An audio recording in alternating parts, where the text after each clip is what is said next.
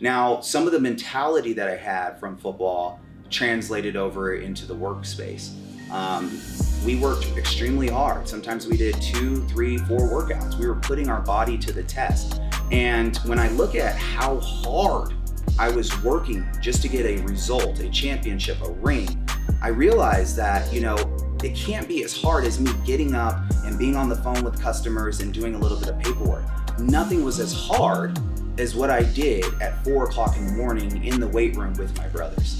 And so that mentality that I had of being sharp and strong and pushing iron, it translates over into the work environment when I'm going through difficult days and I'm dealing with problem clients, or I'm stressed out because I'm not hitting the goals that I want to hit. I look back at the grit I had and the persistence, and that is what translates over into how I'm successful today.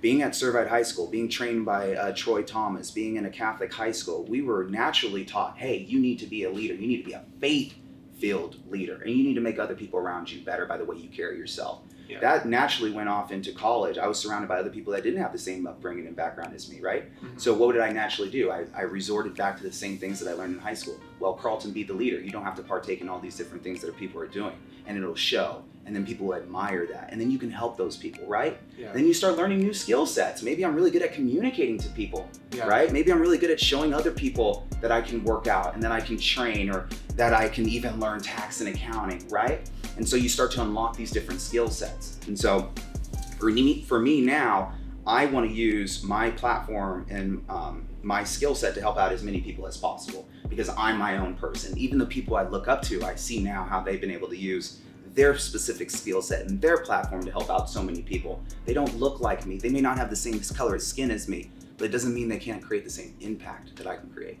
Becoming director of business here, a lot of that I just had to learn. Right. It's not something you learn in school. Even in college, you don't learn. You're like, oh, these are taxes, but you don't learn how to strategically build yourself to be the best you can be. You learn by doing, and unfortunately, taxes aren't something you really want to learn by doing, because once you give the money to the government, it's like you can't get it back. It's one of those lessons that you kind of feel the sting on, right?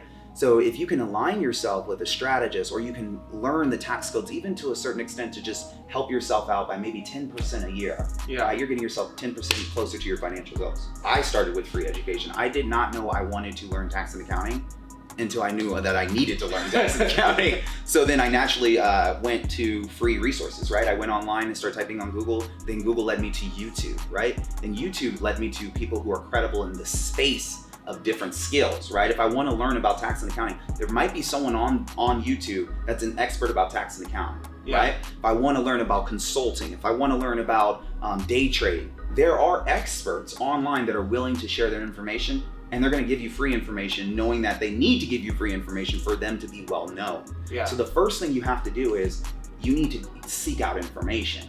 And where you go get that information is up to you. I personally believe in attaining free information first, and then you can decide if you want to invest in additional information if it's something that piques your interest. Cool. But we pull off a lot of miracles in our office. And for some of our clients, it's fancy toys, right? We had a client that was underneath an audit where she was owing the IRS $1.1 million because she decided she wanted to take a yacht as a business write-off. She came to our office for representation services. After leveraging a code section 162A, we determined that her yacht was ordinary and necessary to her business because she sells beachfront real estate.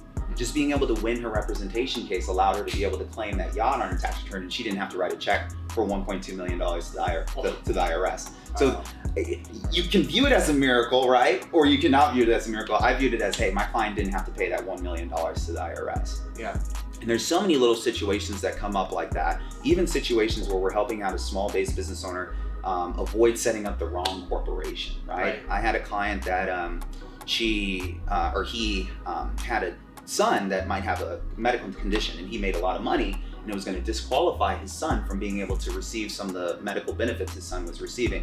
Just by leveraging tax codes, we were able to reduce his taxable income down significantly. So not only that he was able to get his medical insurance that he needed, but his son was able to get it as well, even though his business made more than it did in the previous year.